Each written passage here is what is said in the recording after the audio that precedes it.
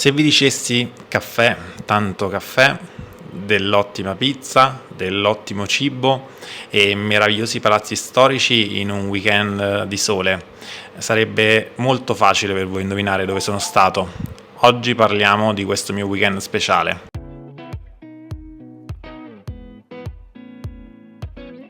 Allora, come avrete capito, qualche settimana fa sono stato al Gustus, che è un salone professionale dell'agroalimentare, che è giunto già alla 7ª edizione e si svolge a Napoli. È una fiera di settore per gli addetti ai lavori, appunto nel mondo dell'ospitalità, della ristorazione, e ci sono dentro tanti stand che appunto parlano di cibo. E sono stato invitato da Incontro Tendenza Caffè, un'associazione di professionisti che condividono la passione per il buon caffè e cercano di veicolarlo tramite appunto iniziative come questa della Coffee Village Campania, che era un magnifico stand in cui per tutti i giorni del Gustos si sono susseguiti gli interventi di attori e professionisti del mondo del caffè, che ognuno per la propria specialità ha dato sicuramente un contributo a quello che è la formazione per quanto riguarda il mondo del caffè. Quindi ci sono state le personalità come appunto Mauriliano, che ha spiegato che cos'è lo specialty coffee, e vi faccio sentire un estratto perché tante volte mi avete domandato che cos'è uno specialty coffee e sentiamolo alla sua parola che cos'è. Poi per chi volesse approfondire lascerò alla fine di questo video un estratto del suo lungo intervento. Partiamo dalle basi, partiamo dal concetto di specialty coffee. Specialty coffee è un caffè normale per il quale nella fase di cura di questo caffè, di selezione di questo caffè, di preparazione di questo caffè, quindi in tutte quelle che sono le strade che lo conducono in tazza, viene fatta più attenzione, viene fatta più selezione. Quindi stiamo parlando dello stesso identico caffè che io posso bere tutti i giorni, con l'unica differenza che si tratta di un prodotto di qualità superiore. E poi per me è stata l'occasione di visitare tanti stand, ma anche farmi preparare un caffè speciale da Vitiello, che è un formatore appunto campano, e mi ha fatto un caffè veramente speciale e vi lascio al mio assaggio e non solo il mio.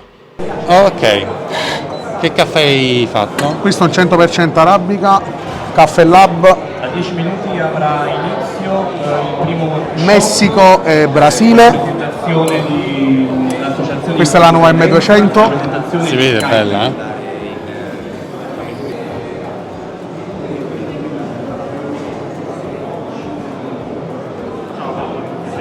Mi dici che mi devo aspettare in tazza?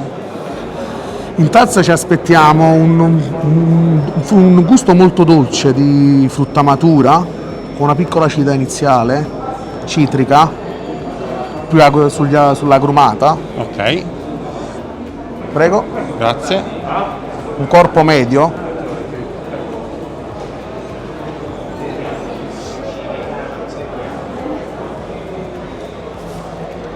Wow, com'è diverso, no? Rispetto a tutto quello che Spettacolare. siamo abituati. Eh sì. Molto dolce. Una leggera acidità, piacevole, fresca. Sì, l'acidità si sente tutta rispetto a tutto quello che ho bevuto in questi giorni a sì. Napoli.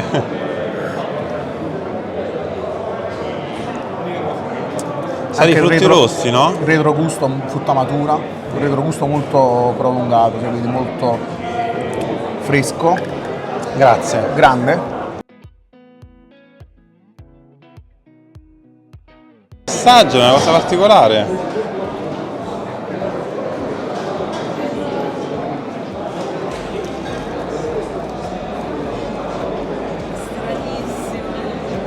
Sembra più un tè, Un tè.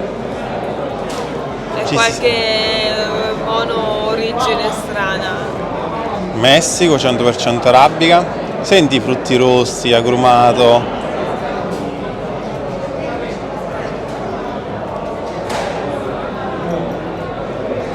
Che strano, non te lo so dire.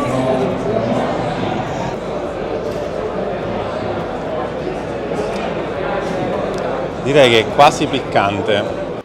Bene, Come avete visto, il caffè può avere delle sfaccettature totalmente diverse. Ho bevuto un caffè stranissimo, particolarissimo. Probabilmente se ve lo offrisse al vostro bar senza dirvi nulla di introduzione rimarreste sconvolti, scioccati e penserete che la macchina o il macinino o il caffè sia andato a male. Invece no, è semplicemente un caffè molto particolare, molto diverso, ma fa parte di quelle esplorazioni che dobbiamo imparare a fare se siamo appassionati di caffè, per non giudicare il caffè solo alla cremosità e dal corpo, ma anche da tante altre sfaccettature e soprattutto nel gusto che possiamo trovare.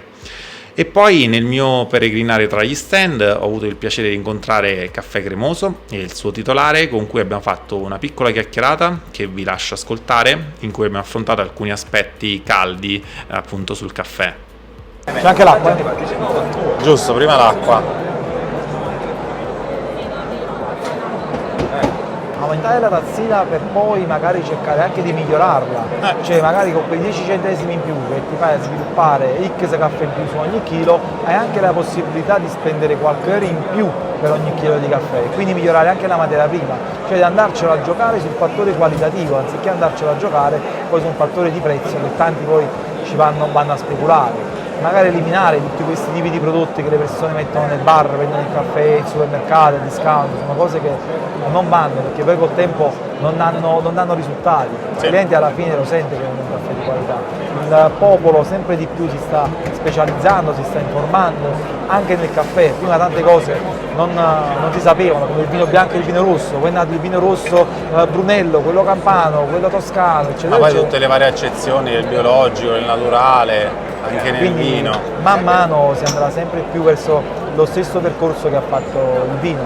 La pizza anche, no? La Perché pizza è un altro esempio incredibile. E quello spiega pure bene come si può accettare l'aumento di prezzo. Sì. Se l'aumento di prezzo è spiegato ed è giustificato da un aumento della qualità, penso che siamo tutti felici. È chiaro che se io aumento il prezzo senza di pari passo aumentare la qualità è inaccettabile e non lo dobbiamo accettare. Dobbiamo accettare più che altro, più che un aumento, un adeguamento del prezzo alla qualità del caffè. Allora penso che vinciamo tutti, no? Alla fine. Ma prima di ripartire non potevo non mancare di andare a trovare alcuni amici che hanno una torrefazione e sono gli amici di Kiko Caffè e con loro ho affrontato tanti aspetti del mondo del caffè e vi lascio uno stralcio della chiacchierata che ci siamo fatti. Non la definirei neanche un'intervista, ma ci siamo fatti una chiacchierata nella loro torrefazione e come sapete io amo visitare le torrefazioni e quindi per me ogni volta entrare in una torrefazione è uno spettacolo, confrontarmi con i torrefattori è sempre un piacere. tu quanti anni hai? Io purtroppo 30, quasi Ok, 31. quindi per te è tutto qua. Quest'anno è Io stato qua, sono guarda. nato qua, si può dire, perché Ok. comunque l'idea, anche quando ero piccolo, era sempre portare avanti quello che mio padre, nostro padre ha creato. Ok. Ma io ti volevo chiedere una cosa su questa miscela, no? Sì, Che ho assaggiato. Questa è la più forte? questa è la più forte, sì. Poi abbiamo la miscela brown che è leggermente più dolce, ma mantenendo comunque un'alta percentuale di corposità. Poi c'è quella la gold che è leggermente più amabile, più arabica come percentuale e anche più leggera, e poi c'è la decaffeinato che nonostante sia un prodotto comunque appunto decaffeinato riesce a darti un'ottima qualità e resa del prodotto all'interno. Ok, per quale... Questa è la Red, in questo caso stiamo facendo la È stata miscela. chiara per quello che mi aspettavo. Sì, diciamo che noi al contrario di qualche azienda diciamo nostra vicina non abbiamo una tostatura estrema per far esaltare i vari aspetti come l'acidità del prodotto. Infatti è stata molto chiara rispetto a quello che mi aspettavo. Per essere soprattutto la più forte, me Ti l'aspettavo più aspettavi un caffè nero, dici la verità, sì. Sì, assolutamente sì. Ma non perché abbia un pregiudizio, ma perché è la verità. No vabbè, molti delle nostre zone così fanno, quella è. E infatti anche l'assaggio non l'ho percepita faticosa. No, ma non ti lascia neanche quel retrogusto finale di bruciato che poi magari in bocca rimane persistente durante la giornata. È un caffè molto cremoso, corposo, che però non è che te ne bevi uno e dici il prossimo caffè me lo bevo domani perché tengo la bocca amara. È un caffè che sia per chi la prende amaro che dolce, è un caffè altamente bevibile. E poi gli ho chiesto quali fossero i loro piani futuri e uno sviluppo immediato per la loro azienda. Tutte e due. In arrivo fine mese la cialdatrice 2022, la capsulatrice un'altra. E dove le mettete? Non ti preoccupare, c'è un altro capannino di là. E poi ho chiesto il loro parere da torrefattore su quale fosse un po' la capsula migliore e anche la peggiore secondo loro per fare un buon caffè. Aspetta, Qual è la Nespresso. capsula che odi? Che? La capsula che ti sta antipatica? Guarda, almeno per capire è un espresso, per il semplice motivo che almeno per i gusti delle nostre zone, perché io dico sempre una cosa è il caffè italiano, una cosa è quello napoletano come scelta della gente, la Nespresso il quantità di caffè è un po' poco dentro per i gusti nostri, quindi comunque riuscire a tirare a casa un ottimo prodotto con 5 grammi e mezzo, 6 grammi è una cosa molto complicata. Certo. Però per un gusto diverso È un'ottima capsula.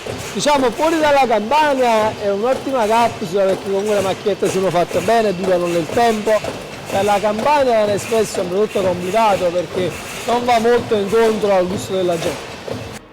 Bene, spero che questo vlog vi sia piaciuto, questo weekend particolare che per me ha un significato veramente importante, è stato veramente un ricordo e mi rimarrà per sempre, perché amo Napoli, amo questo tipo di weekend e quindi chi ama come me questo tipo di video me lo faccia sapere nei commenti. Noi come sempre ci vediamo per il prossimo video sabato alle 2. Un saluto da Claudio, ciao! Alt, mi stavo dimenticando, vi lascio le parole di Iliano che spiega bene cos'è uno specialty coffee e inoltre se volete approfondire con le altre interviste integrali fatemi sapere quale preferite, magari vi farò un video dedicato con la chiacchierata con uno di questi attori che ho intervistato in questi giorni, fatemi sapere nei commenti quale preferite. Allora, quando noi andiamo al mercato, un atto umano, quello di andare al mercato e scegliere ciò che compriamo. Siamo noi dei cittadini comuni o siamo dei ristoratori, siamo dei gestori di caffetterie, tutti i giorni facciamo delle scelte, esprimiamo un voto in un certo qual senso. Quindi io voto quella mela lì piuttosto che quell'altra, io voto quelle banane, quei kiwi, quel sale.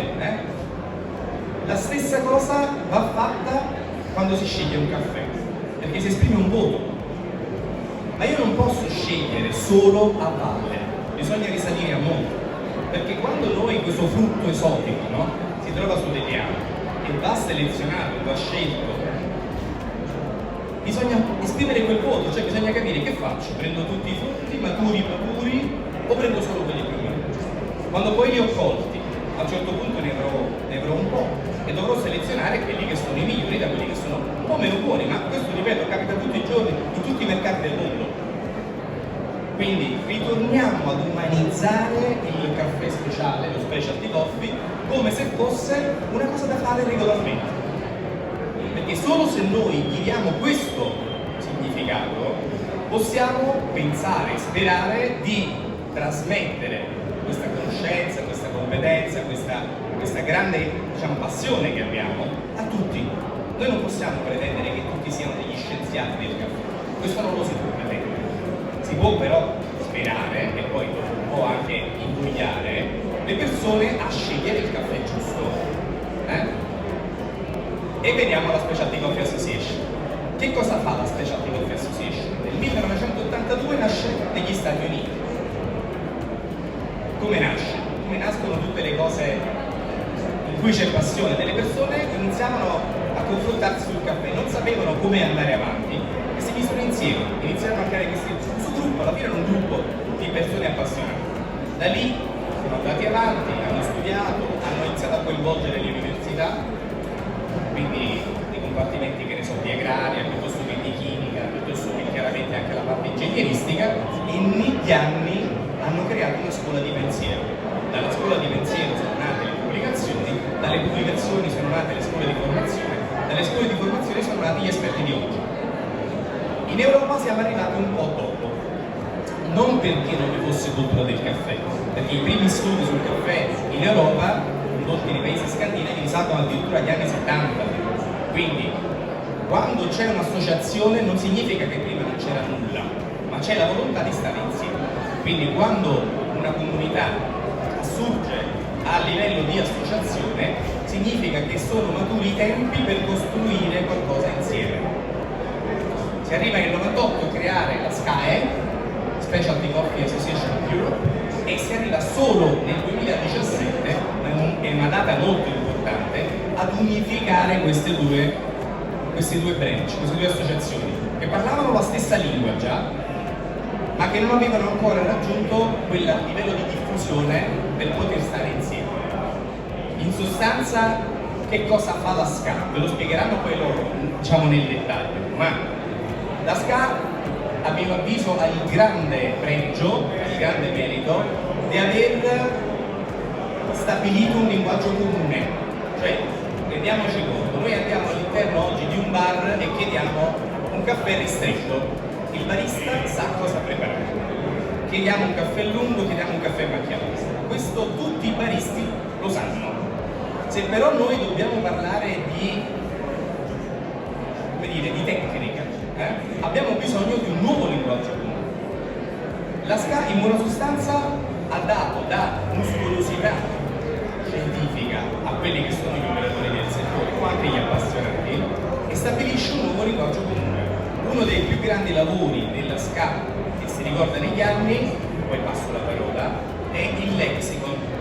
È un grandissimo lavoro di raccolta di informazioni sull'analisi sensoriale, sulla terminologia da usare, che consente a tutti gli esperti di tutto il mondo di mettersi a parlare. Se non stabiliamo un linguaggio comune, se non stabiliamo un luogo di incontro, e quindi bisogna essere coesi, bisogna essere convinti di quello che si fa al punto da mettersi insieme, non si può sperare di diffondere nulla, perché io diffonderò l'informazione, lui ne diffonderà un'altra, Michele ancora un'altra, Paola ancora un'altra. E questo ovviamente non conduce a nulla. La Specialty Coffee Association ha avuto e ha ancora il merito di creare la cultura del caffè a livello mondiale, quindi non la scuola, ne dico una, norvegese, la scuola tedesca, la scuola canadese, la scuola italiana, la scuola del caffè mondiale. Quindi io posso con le mie competenze acquisite a Napoli andare, prendere un aereo, andare a Melbourne, parlo con il barista formato di Melbourne, parliamo la stessa lingua, ci capiamo e siamo allineati su quello che dobbiamo fare. Questa è una cosa essenziale perché favorisce la diffusione della cultura del caffè a livello mondiale e soprattutto favorisce, come dire, l'allargamento, l'avanzamento di questa comunità, che oggi ci sembra ancora una comunità, come dire, nuova, ma che nel tempo con buona probabilità diventerà la normalità. Il barista del futuro, la professione del barista del futuro che sta cambiando già, passa attraverso la formazione, passa attraverso l'elevazione culturale, passa attraverso la rilettura del ruolo dello stesso barista. A me di avere un barista che fa solo rumore vicino a una macchina e non mi sa dire quello che mi sta preparando, a me non serve. Lo dico da consumatore, non da tecnico, non ci serve. Appartiene ad una fase operaia che risale a 30-40 anni fa, in quel momento era normale. Oggi c'è bisogno di competenza non per me, solo per me consumatore, ma per dare onore, per dare merito, per dare responsabilità e per dare anche il giusto compenso ad un operatore che deve essere professionalizzato.